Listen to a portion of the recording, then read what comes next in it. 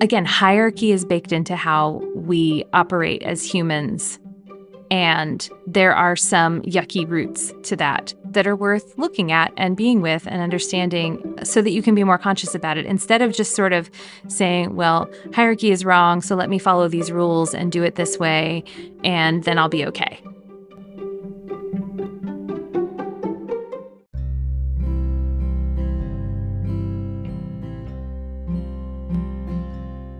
Welcome to Making Polyamory Work. Hi, I'm Libby Sinback, and I want to thank you for being with me today. I am a queer polyamorous mom and an integrated relationship transformation guide, and I am committed through my work to helping people who live and love outside the status quo have extraordinary relationships because relationships are at the core of our well-being as humans. I think love is why we're here and how we heal. Okay, y'all, buckle up. Today we're going to talk about hierarchy. Yeah. So hierarchy has been coming up a lot in the social media discourse. And the resounding conclusion among a lot of very prominent polyamory content creators is that hierarchy is bad. Bad, bad, bad, bad, bad. And you shouldn't do it. And if you're doing it, you're unethical and you're treating your partners like garbage. So let's talk about it because so many people who are interested in non-monogamy, one of the first things that they do is they want to go educate themselves on how to do it correctly.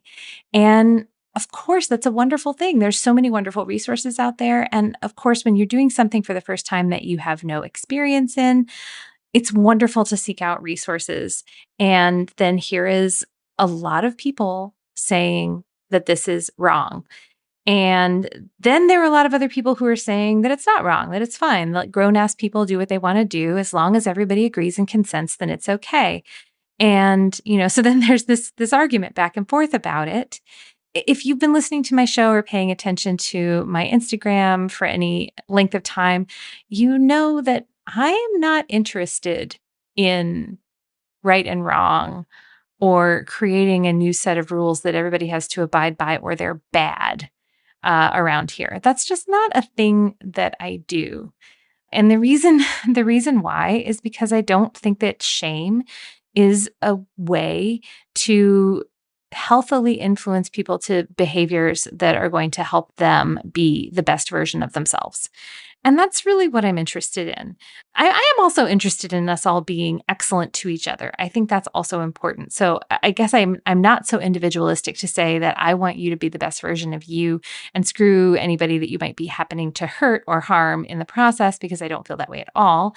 But I also believe that harming other people has a high cost to ourselves. So really at the end of the day, you can't hurt someone else without hurting yourself as well. So I don't think you can really be your best self if you're hurting other people. That's my opinion. And so really, again, I'm not about shame and blame. I'm about, you don't want to do that, right?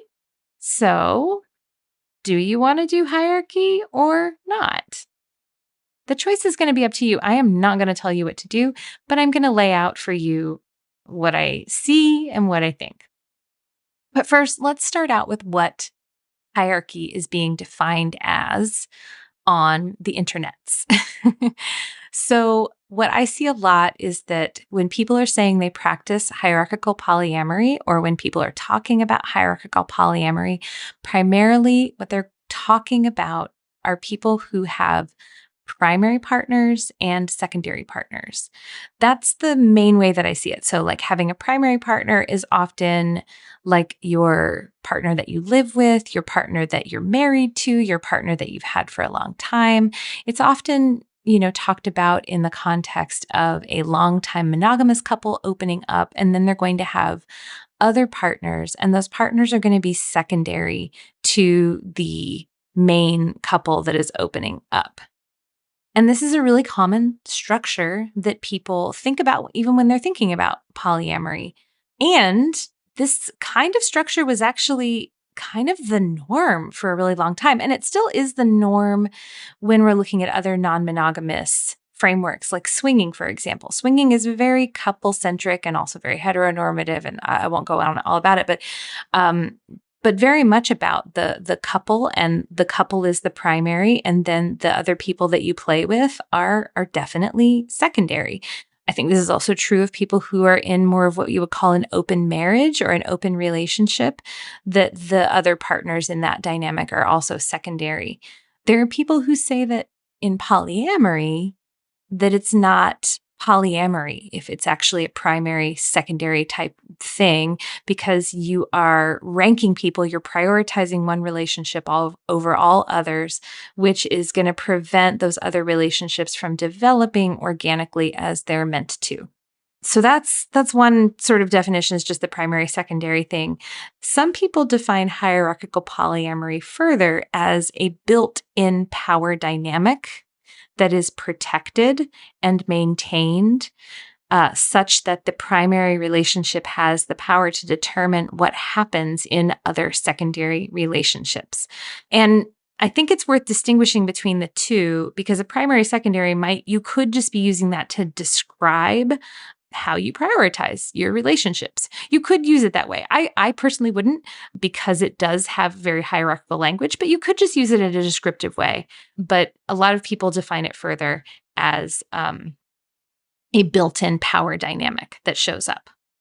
So let's look at that power dynamic part, right? Because I think how hierarchy shows up and the actual behaviors that happen are probably where the rubber meets the road here. So the most common way that hierarchy shows up is with veto power. And so what is veto power? That just means that the primary relationship, each person in it can veto or, basically tell their partner, hey, you can't see that person that you're seeing. You can tell your partner to break up with their partner.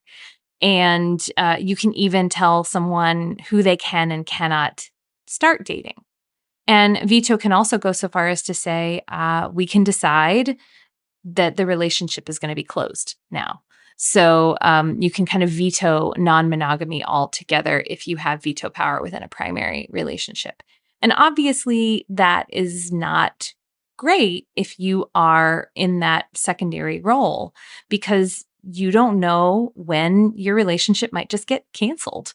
And if you're investing your time, your energy, your heart into this other person, and then if you just happen to make their partner uncomfortable, you could just lose your relationship. And I think vetoes really do make people feel disposable, especially when they're explicit like that. If you want to hear more about like my nuanced perspective on vetoes, I did a whole episode about vetoes and where I think they can kind of happen accidentally.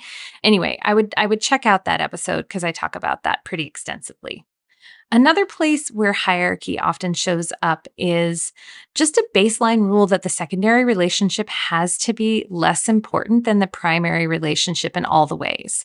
And that can show up as like the secondary relationship must be loved less than the primary. The secondary relationship must have less time than the primary relationship. The secondary relationship needs to involve less sex or less variety of sexual connections than the primary.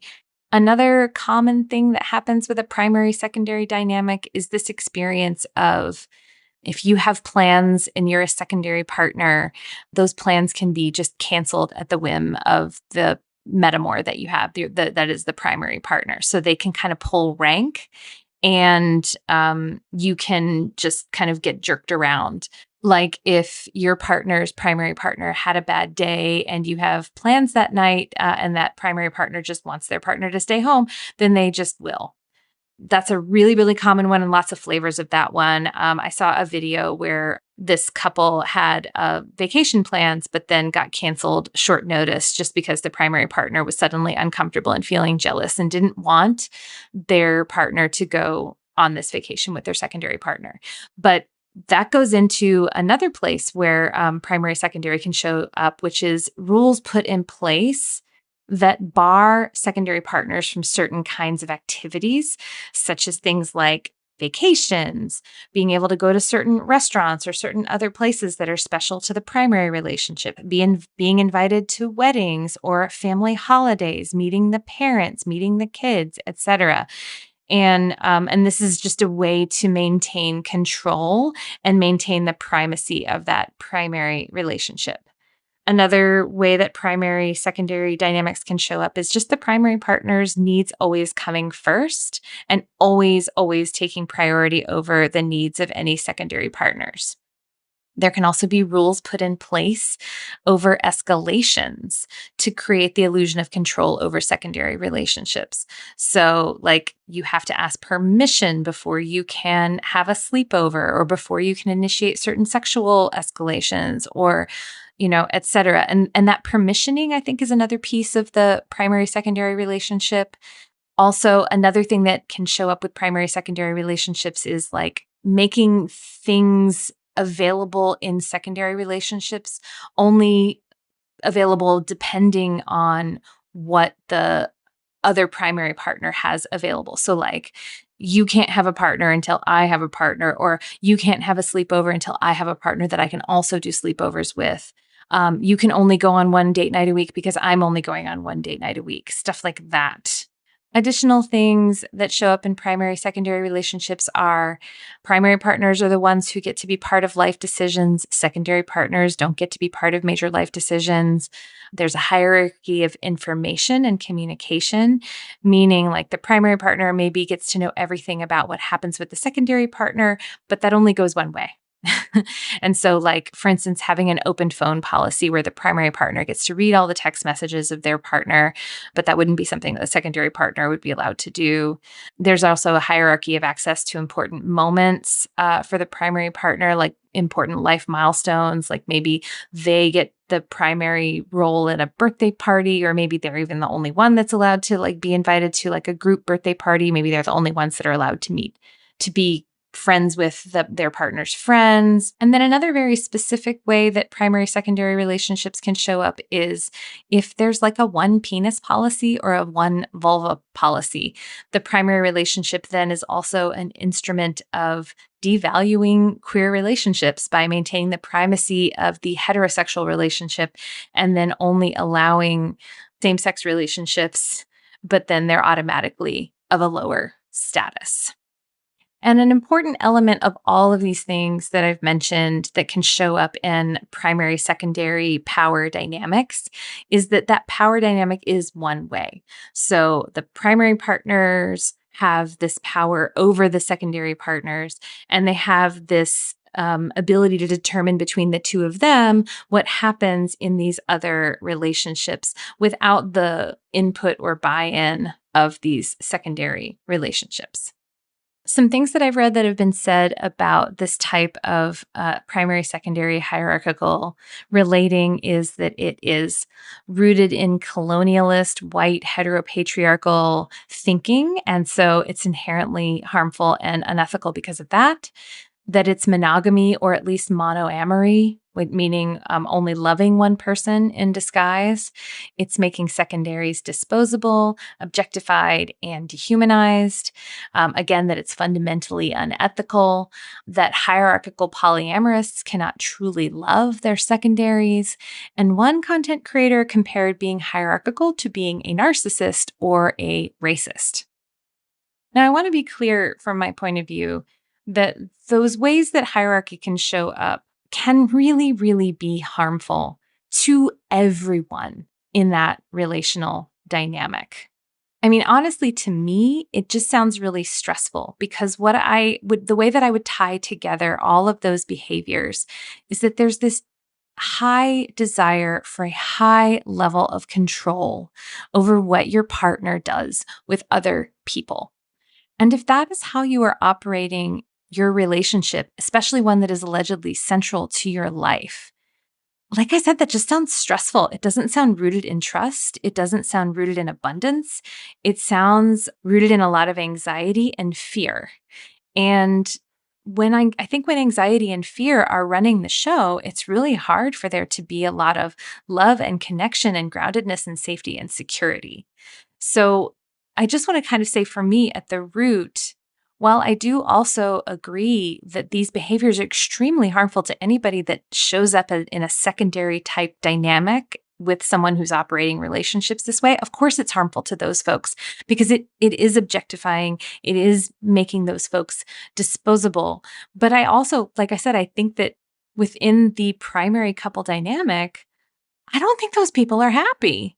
I think those people are stressed out because the idea that you can control another human being and their feelings and their thoughts and the connections that can be formed with other humans is an illusion.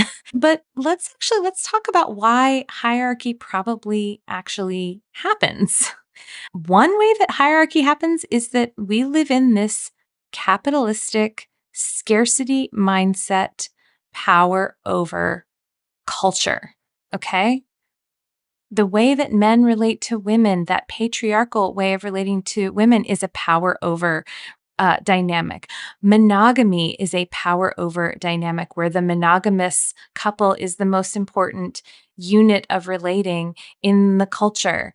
The relationship escalator is a hierarchical dynamic where you're climbing up the ladder, and if you can climb up the ladder with a person above everybody else who might want to be in a relationship with them, then you've won. It's like relationships are this marketplace and we all have a value attached to ourselves, and the goal is to find a mate that has the highest value, and it's competitive. And, I mean, and of course, you dive into like the more Jordan Peterson, like red pill, like manosphere type way of looking at things where like there are high value men and high value women and everybody's rated with a number and all of this stuff.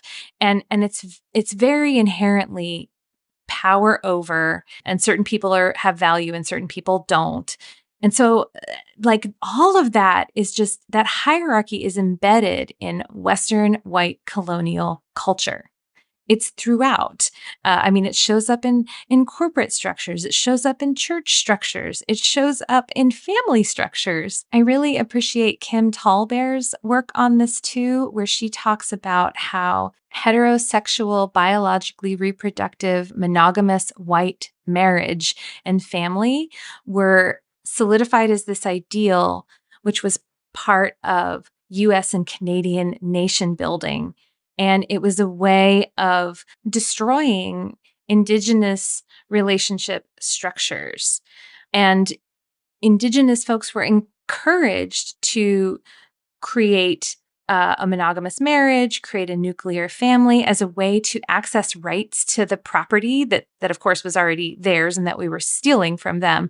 And actually the breakup of Indigenous peoples' collectively held lands and making them into privately held lands owned by families with men as heads of household was actually a way of kind of transferring little lots of land to these families and then keeping the leftover land for white settlers, and also destroying Indigenous community power.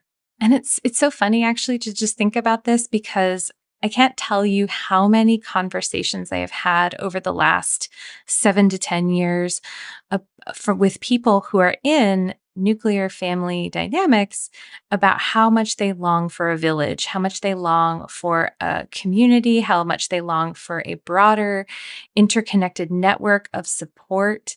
People feel lonely, people feel isolated, and a lot of them are actually turning to non-monogamy to build those networks.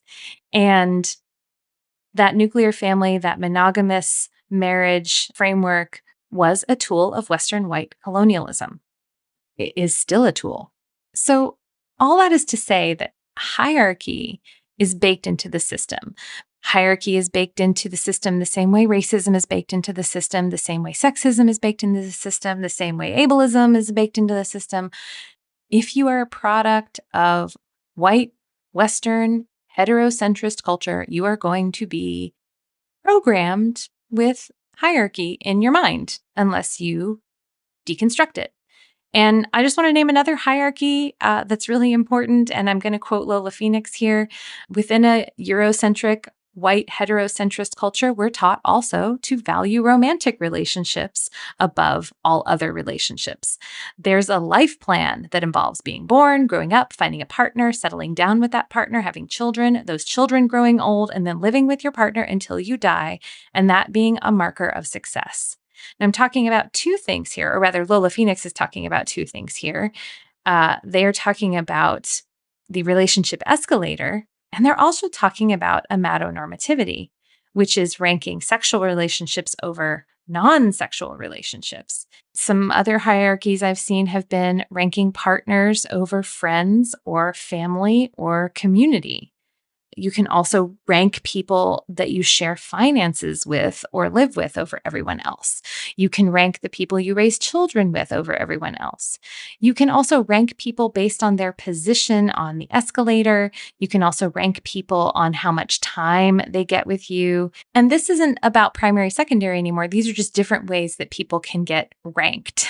And I'm not saying all of that is necessarily bad or good. It's just important to be awake to the fact that, again, hierarchy is baked into how we operate as humans. And there are some yucky roots to that are worth looking at and being with and understanding so that you can be more conscious about it instead of just sort of saying, well, hierarchy is wrong, so let me follow these rules and do it this way, and then I'll be okay.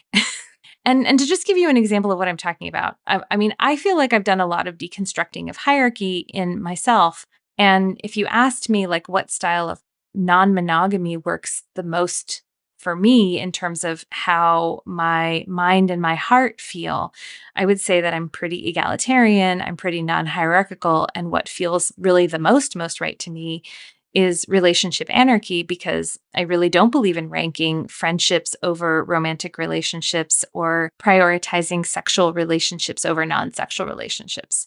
However, I am also legally married with children with the person that I'm married to.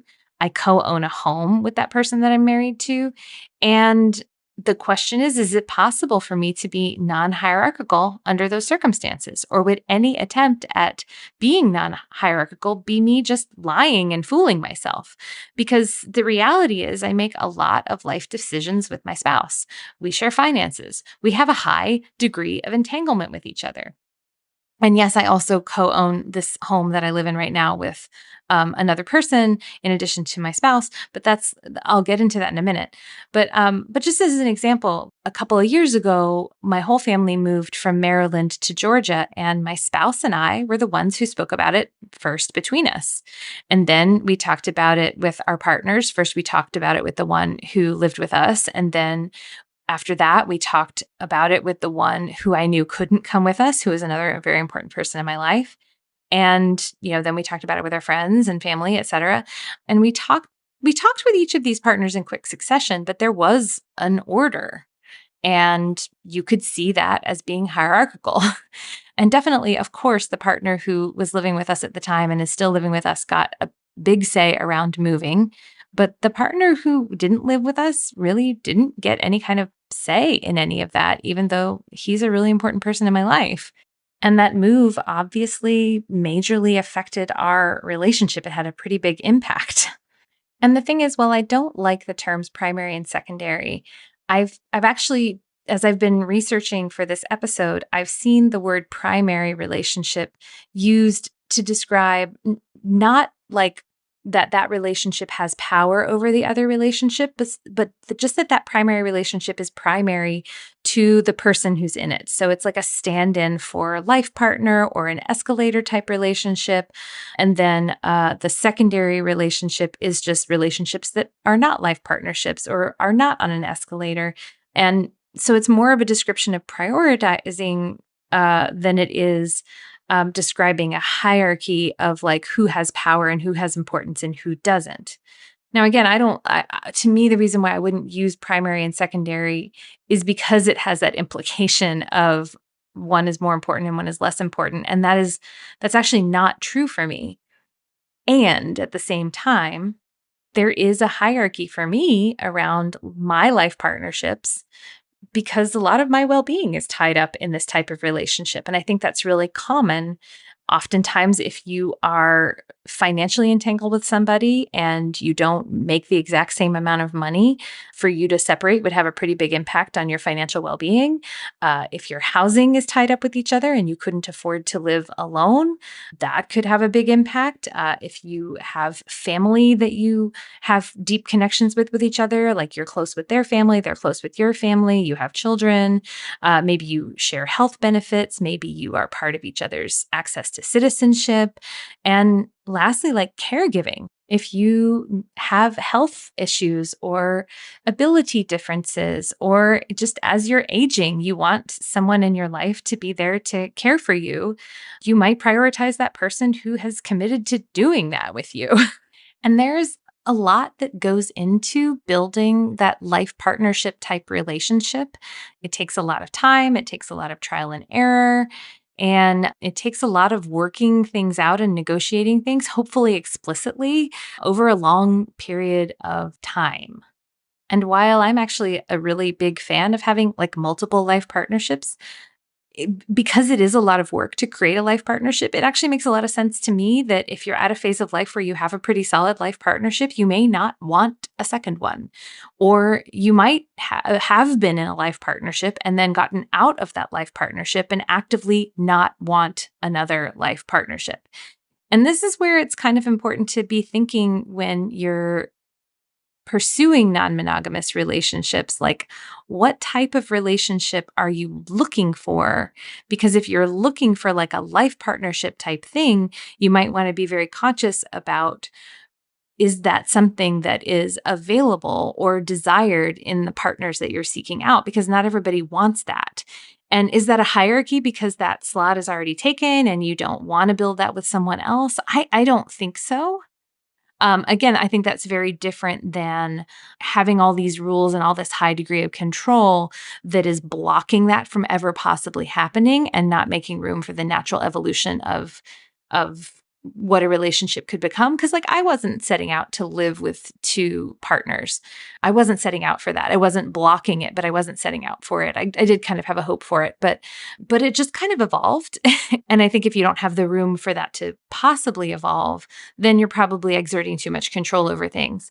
But if you're pretty clear that that's not something that you want, to consistently make choices with your other relationships that make that a no for you, I don't think that that's wrong. And I might even make a clear distinction here that not all life partnerships are necessarily like automatically more important. Like we might choose to prioritize them the same way we might prioritize our job or our family or other things that, again, are tied to our well being. But that doesn't mean that they're going to be the most beloved person to us, or they're going to be the person that we have the most fun with, or the person that we share all of the best parts of ourselves with, or the person that we give our best amount of time to. And in fact, I've actually seen it pretty commonly happen that with that life partnership, you're doing a lot of the work of life with, and then with your non-life partners, you are doing all the fun stuff with, to the point where the life partners are often complaining that they don't get enough of the fun parts of their relationship. They just get all the work. And like I can name that even in my own dynamics, that I have to work pretty hard to make sure that my co-parent and I get fun date time together, because it's much harder to get that because we need some third person to cover the kids while we spend time just being adults together. And it is actually much easier for my non-co-parent partners to get that time with me that is sort of joyful and kid-free and fun. And I would say I actually, even though my one of my partners is long distance, I would say I get a significant amount of that type of time together because we're able to carve it out, because our co-parents can watch the kids while we spend time together.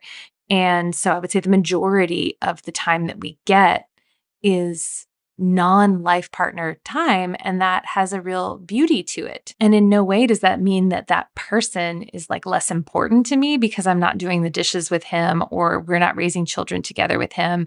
But at the same time, there are no rules that say I can't meet his parents, or that I can't spend Christmas with him, or that we can't have certain activities that we do together or anything like that. At the same time, again, I just want to express some compassion for people who try through control to create a sense of safety in their most entangled relationships because of that connection to your overall well-being and your overall sense of safety and, like I said, financial stability, housing, things like that. And at the same time, again, I don't think that that high degree of control actually works or does that for you, so I don't recommend it. And I also want to say, though, if you are in a relationship with someone who is in a life partnership, a reframe I might introduce to you is that that if you care about that person, if you love that person and you care about their overall well-being, then you might want to care about that relationship and that relationship functioning well and being healthy and happy for them. That doesn't mean that you're going to like prioritize that couple, that whatever, that primary couple or that life partner couple or whatever, more than you're going to prioritize your own relationship with your partner. No, but rather the same way that you'd care about their job going well or you'd care about their relationship with their parents going well, you'd want that life partnership to go well too, because it's tied to someone you love's overall well-being. I actually think it isn't great if you're resenting that relationship or want to undermine it or co-opt it just because there are things happening in that relationship that maybe you want access to. Now, again, I think it can be this beautiful symbiotic thing where, I mean, like my husband, I think really gets that my other relationships support my well-being as a human being. And so he doesn't have any desire to try to control those things. And I don't have any desire to control the relationships that he has. I see them, if they are supporting him, then I see that as supporting me because he supports me and I support him. And so it's very symbiotic and interconnected. And I think we just hold that everybody in this ecosystem that we're in really matters. And at the same time, we have a high degree of effect and influence on each other. And so what happens for each of us, like if I started dating someone that was taking a lot of my time and a lot of my energy, and that was taking away the time and energy that I had available to show up in my life partnership and meet the commitments that I have to care for our shared children or to be available for emotional support or to be available for logistical support or all of the things that I do. I mean, it would be like me not being able to show up for my job or being able to show up for my friends or other commitments that I have. Like, of course, that might cause my partner to be concerned and have some issues with it. So again, there are ways in which other relationships, and they could be friendships, they could be family relationships, they could be workplace situations. I mean, all of these things are part of the ecosystem of all of our well-being. And, the people who are the most entangled with us might have the most to say about those things affecting them as well. And is that hierarchy? Is that control? Absolutely not. But it is impact and influence. And I think it's kind of impossible to ignore that reality that it's just the way it is. And sometimes it might suck. Like sometimes it might suck to know that, hey, all of this other stuff is already committed to and it's already prioritized and important. If something is going to threaten that, then like for me, for sure, I'm going to choose something that is going to support that is going to make sure that it upholds all of the things that are already happening in my life that are important to me. And at the same time, I have the experience of being in a intense, heart exploding love relationship with someone that I am not in a life partnership with. And I have had the experience of wanting something deeper and more entangled with that person, and just not having that available for either of us. And that can be excruciating to like not have the ability to build the relationship that you want and not be able to have what you feel for someone else expressed through the milestones and escalations that feel like natural to do, but they're just not available because there are limitations on the amount of time and energy and attention that we can do things in. Like if we've had children with someone and we've had all the children we want to have, then even if we have a partner where it feels like that would be a natural expression of the love that you feel, that you just also don't want more children, and that would be really complicated. And so don't you decide not to do that. And again, that's not about control and about hierarchy necessarily, but it is about capacity and existing commitments and certain types of compatibilities. And some people might call this kind of thing like a sneaky hierarchy. Like if you were to say, "Hey, we are non-hierarchical and I'm available for all different kinds of relationships." And then what's really true is there's a lot that you're actually not available for. That could be, you know, really disappointing to someone who thought, "Hey, the sky's the limit with this person." And it's not the case. They actually already have a high level of commitment and they're not actually available for a lot. And I've actually seen this happen where, like, they've formed a relationship with someone with a high level of commitment, with a life partner, an anchor partner. They form a connection with someone who doesn't have that and who really wants that with them. And they kind of try to half do it. Like they try to show up in some of the ways that a life partner would show up, but they're only sometimes available. And then what can happen is that person who is wanting that life partnership with them is really struggling because it's like really painful to not get the whole thing, but they don't want to complain because they're getting part of it because they can see that you're trying, but they need more than you can give. I've seen that a few times and that kind of thing is really painful. And again, I don't think that's a problem of necessarily hierarchy. It's just a mismatch of what is needed and what's available, and maybe a lack of communication and being really honest about what is and isn't available. And actually, I want to get into a couple of other examples of where this can get sticky, where thinking like, "Oh, I don't have hierarchy, so everything's going to be fine," or, "Oh, I have hierarchy and I clearly define it, so everything's going to be fine." Here's another one for you, which is assuming that someone who doesn't have a primary wants one. That can be a problem. Like you might be showing up to a relationship with someone, you have a very hierarchical mindset, and this person doesn't already have a primary relationship. And so you assume that they want one with you. And they may not. Like there are some people who don't want any type of life partnership. Some of those folks identify as solo polyamorous. Some of those folks don't identify as anything. They just know that they don't want certain kinds of entanglement. And if you're showing up just kind of assuming that because you haven't unpacked your own hierarchical mindset or you haven't just communicated that clearly, you might start escalating with them. And they might even like kind of go along with it, but then kind of set their own boundaries as they want to. And then you might find yourself like thinking you have something with someone that they don't really want, that they didn't really agree to. So that's one scenario. And again, that's not necessarily a problem like that's like somebody's behaving unethically. It's just sort of a mismatch and some poor communication. Another one would be if you're in an established life partner dynamic and then you are in another relationship that is not on track to be a life partner or a primary type relationship, but then the relationship just starts escalating and nobody talks about it. And then suddenly that person is just, things are happening that make that primary partner either feel like they're sharing the primary status or that they're actually being de-escalated. But again, nobody's talking about it. And again, you'd think that that would be okay if there was no hierarchical mindset. But even then, like the dynamics are changing. And again, if nobody's talking about it and nobody's kind of prepared for what's happening, then it can still be really painful and confusing to everybody.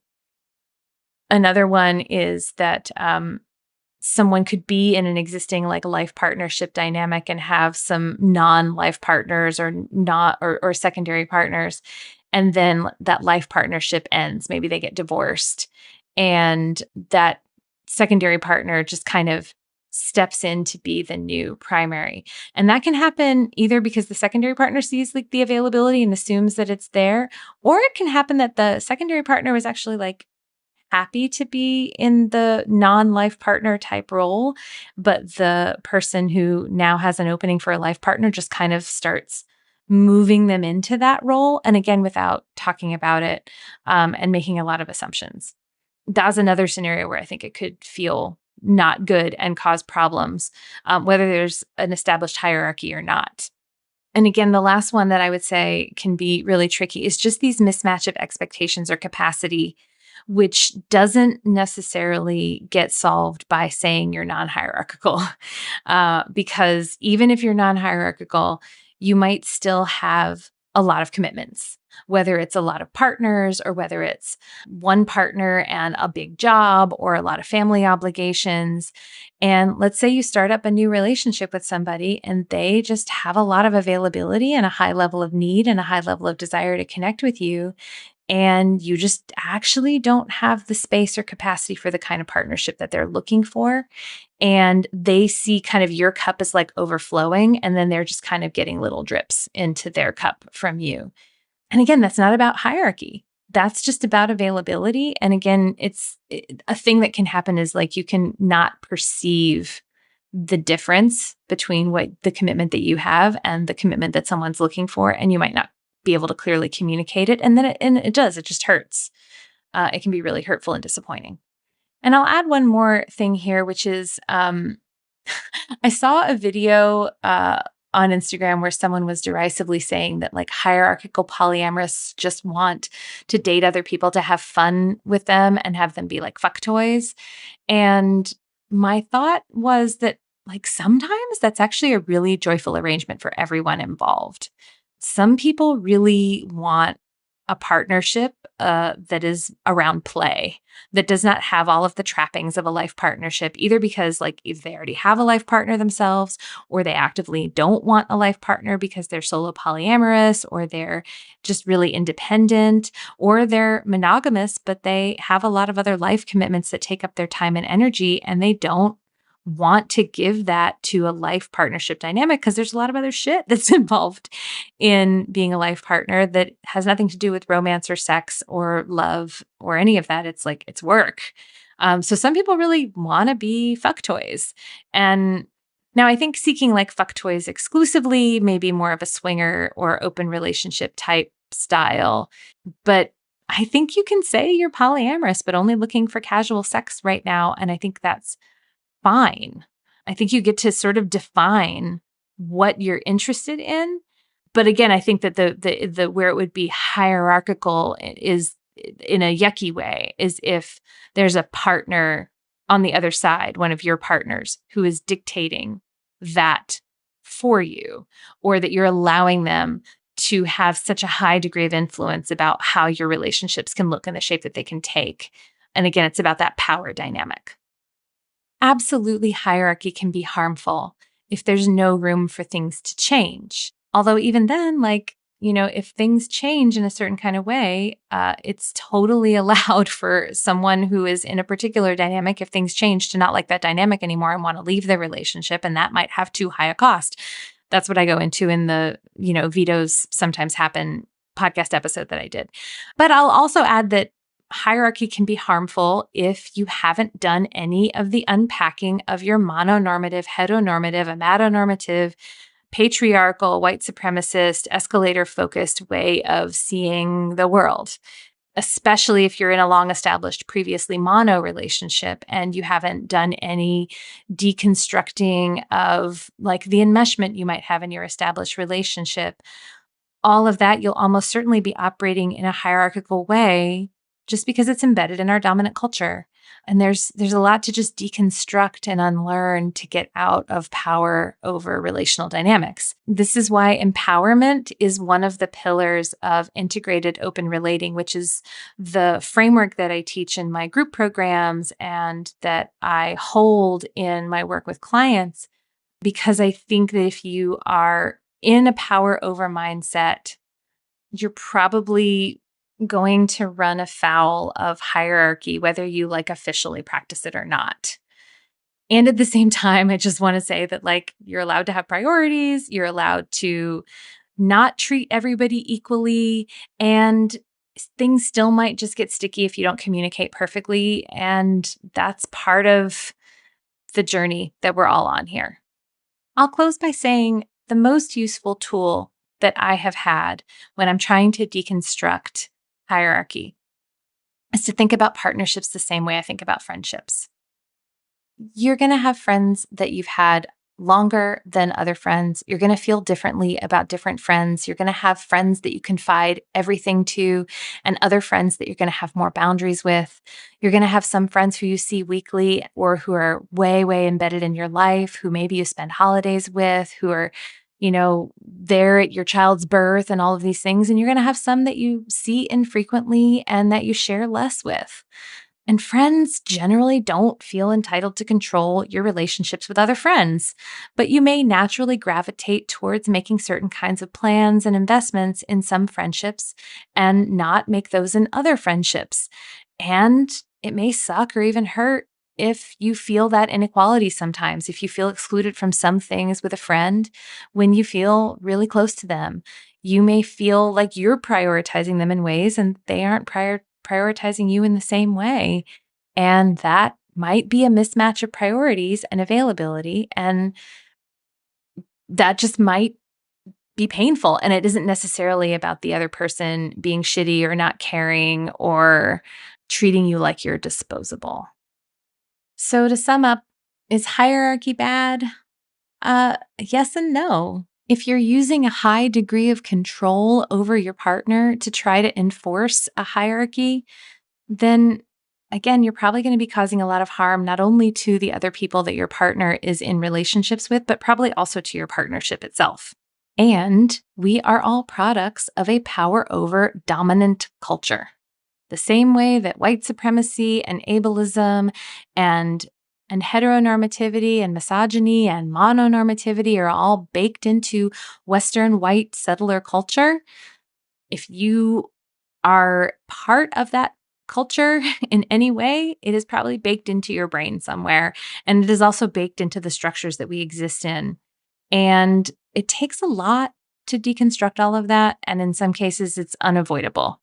That doesn't mean that we shouldn't do our best, but many of us are going to find ourselves in these life partnership dynamics where one person or maybe just a couple of people are very central to our lives.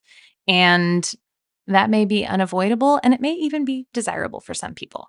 It's important to examine the hierarchies that you're choosing consciously. It's important to examine the ways that you can dismantle it.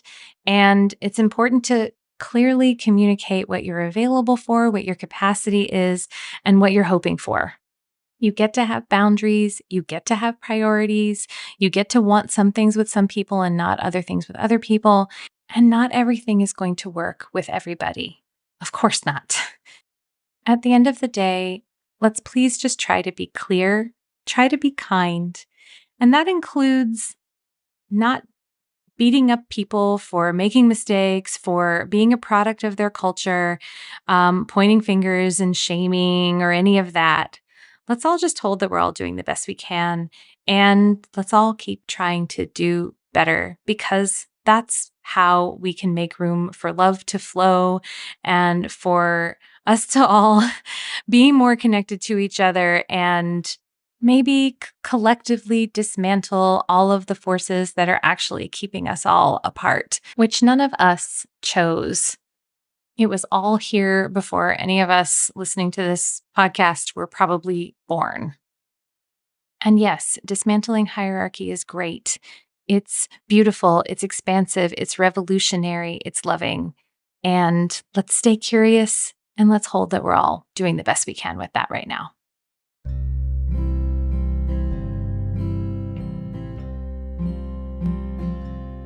Thank you so much for joining me today. If you have any thoughts about what I've said today or a question for the show, I'd love to hear from you. You can find me on Instagram as ThatPolyamMom, or you can go to the show's website, makingpolyamorywork.com, and submit a question there.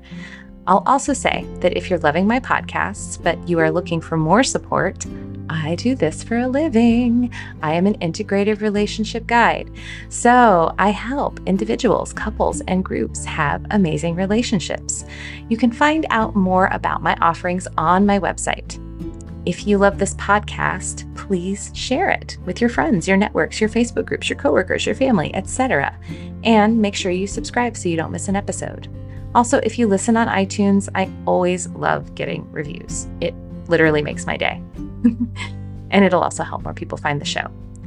Making Polyamory Work is created by me, Libby Sinback. It is edited by Finn of the Normalizing Non-Monogamy podcast and hosted on the Spotify Podcasts platform. Vanda Leone manages the website and posts the transcripts. Thank you, everyone, and see you next time.